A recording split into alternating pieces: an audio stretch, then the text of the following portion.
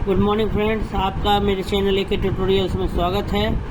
आज जो हम लोग MJC6 मेजर कोर्स हिस्ट्री 6 का शॉर्ट आंसर्स को देखेंगे। कुछ टॉपिक्स हैं जिनको हम डिस्कस करेंगे। आज जो हम डिस्कस करने जा रहे हैं उस टॉपिक का नाम है नेपोलियन बोनापार्ट। नेपोलियन बोनापार्ट यही हमारा क्या है, आज का टॉपिक है। तो सन 1799 ईस्वी से 1814 ईस्वी तक यूरोप का इतिहास फ्रांस का इतिहास है, और इस काल का फ्रांसीसी इतिहास एक व्यक्ति की जीवनी है। वह व्यक्ति है नेपोलियन बोनापार्ट। कह रहा है कि 1799 से अगर हम देखें 1814 ईस्वी तक यूरोप का जो हिस्ट्री है, इतिहास है, कहा जाता है ऐसा कि वो सिर्फ फ्रांस का इतिहास है। मतलब 1799 से लेकर 1814 ईस्वी तक सिर्फ फ्रांस की इतिहास की क्या की गई है, चर्चा की गई। और उसमें भी जो सबसे ज़्यादा जिस व्यक्ति के बारे में चर्चा की गई है वह है नेपोलियन बोनापार्ट। कहने का मतलब नेपोलियन बोनापार्ट का जो जीवन काल है वो 1799 से 1814 ईस्वी के बीच चर्चे में रहा है, सुर्खियों में रहा है हमेशा। नेपोलियन बोनापार्ट की बहुत बड़ी बात ही कही गई है कि सन 1799 ईस्वी से 1814 ईस्वी तक यूरोप का इतिहास फ्रांस का इतिहास, और इस काल का फ्रांसीसी इतिहास एक व्यक्ति की जीवनी, मतलब पूरा उतना जो लंबा समय सिर्फ एक व्यक्ति का जीवनी को दर्शा रहा है। इसका मतलब इस व्यक्ति का बहुत बड़ा क्या रहा, भूमिका रहा है। 15 अगस्त 1769 को कोर्सिका द्वीप में नेपोलियन बोनापार्ट का जन्म हुआ। कह रहा है कि 15 अगस्त 1769 को कोर्सिका द्वीप में नेपोलियन बोनापार्ट का क्या हुआ, जन्म हुआ। उसके माता पिता इटालियन जाति के थे। नेपोलियन बोनापार्ट के जो माता पिता थे वो इटालियन जाति के थे। कार्लो बोनापार्ट उसके पिता एवं वकील थे। कार्लो बोनापार्ट उसके पिता का, नेपोलियन बोनापार्ट के पिता का नाम था कार्लो बोनापार्ट, जो कि क्या थे, एक वकील थे। 10 वर्ष की अवस्था में उसे फ्रांस के एक सैनिक स्कूल में प्रवेश दिया गया।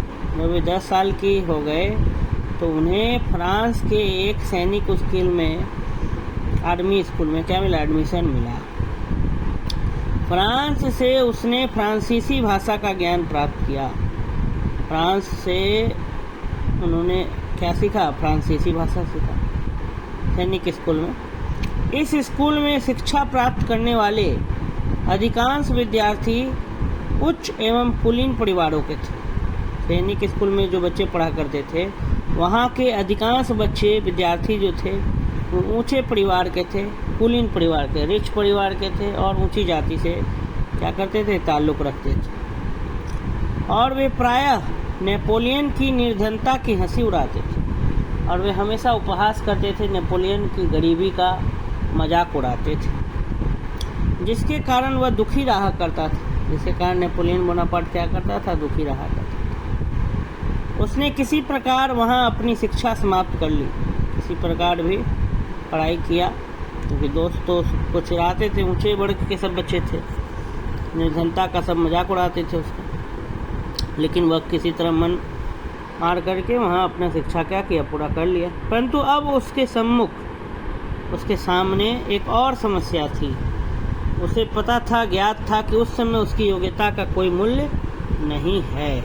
उस समय उसका जो भी उसने प्राप्त किया था, हासिल किया था, योग्यता, उसका भी कोई वैल्यू नहीं था। सभी स्थानों एवं उच्च पदों पर कुलीन एवं उच्च वर्ग के लड़कों की नियुक्ति की जाती थी, और योग्यता का कोई ध्यान नहीं रखा जाता था।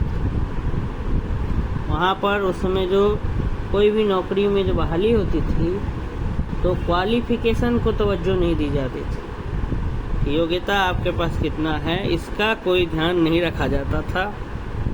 सिर्फ जो है अमीर घराने के लोगों को और जो उच्च वर्ग के जो लड़के थे, कुलीन एवं उच्च वर्ग के जो लोग थे, लड़के थे, उन्हीं को सिर्फ क्या मिलता था, सभी स्थानों पर नौकरियां दी जाती थी, नियुक्ति होती थी।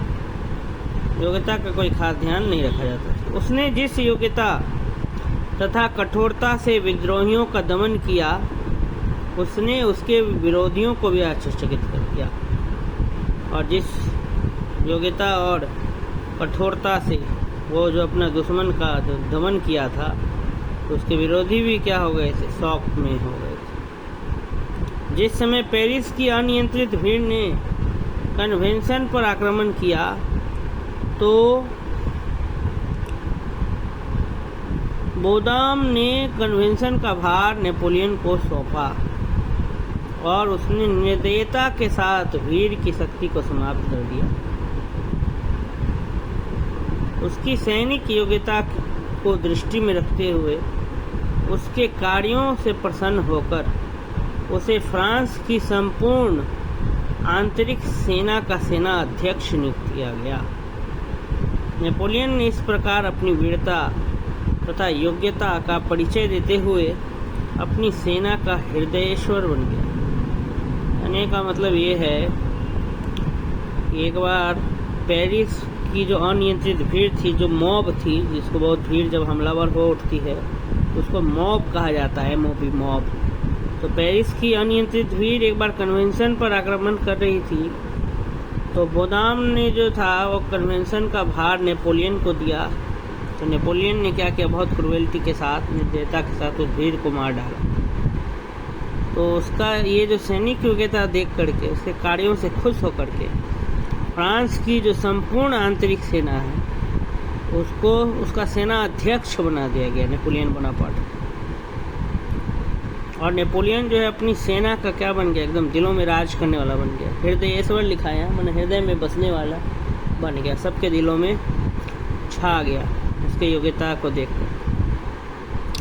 नेपोलियन ने अपने जीवन काल में अनेक विजय अभियान किया, जिसमें इटली पर आक्रमण, ऑस्ट्रिया तथा सार्डानिया के साथ युद्ध तथा विजय, लोदी पुल की विजय, ऑस्ट्रेलिज का युद्ध, प्रेस वर्ग की संधि और रूस से युद्ध शामिल।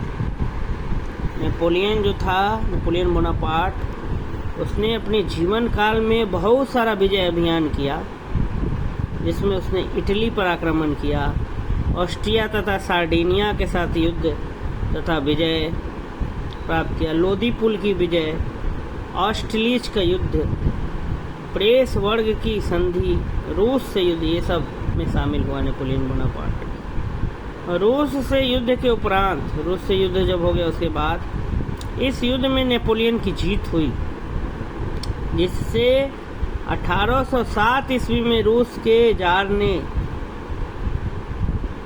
टिलसिट की ऐतिहासिक संधि नेपोलियन के साथ की।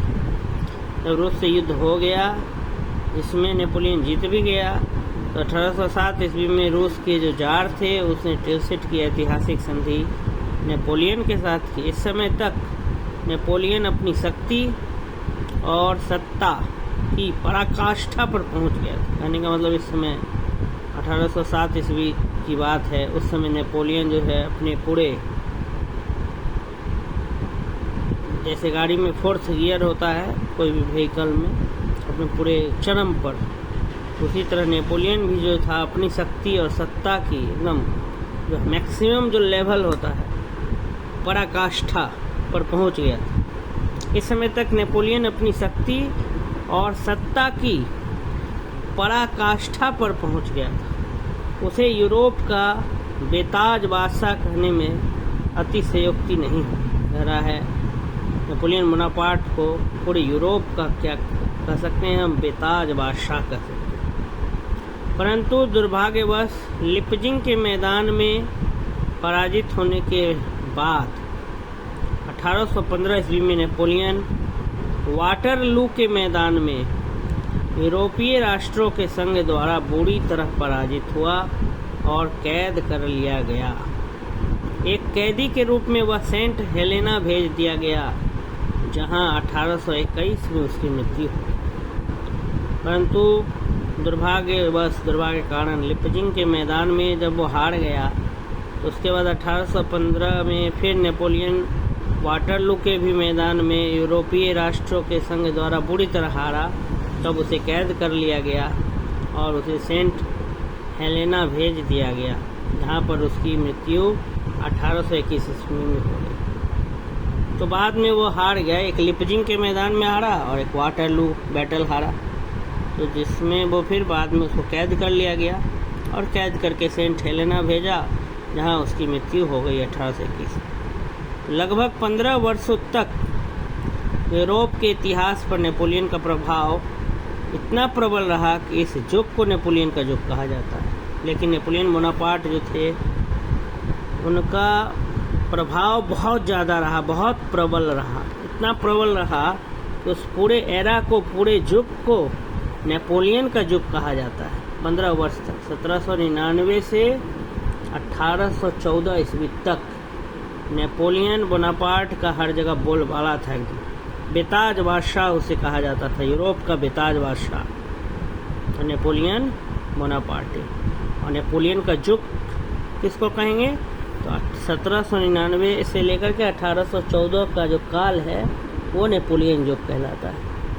तो इस तरीके से हमारा जो ये पहला वीडियो था, शॉर्ट वीडियो MJC 6 का, यहीं पर समाप्त होता है। अगर आपको मेरी वीडियो अच्छी लगती है, कारगर लगती है, तो आप चैनल को सब्सक्राइब ज़रूर करें, जिससे कि वीडियो अधिक लोगों तक पहुंच सके। और लाइक और कमेंट भी कर सकते हैं कि आपको और किन किन चीज़ों पर वीडियोस चाहिए, वो कमेंट सेक्शन में जाकर आप कमेंट कर दें। धन्यवाद।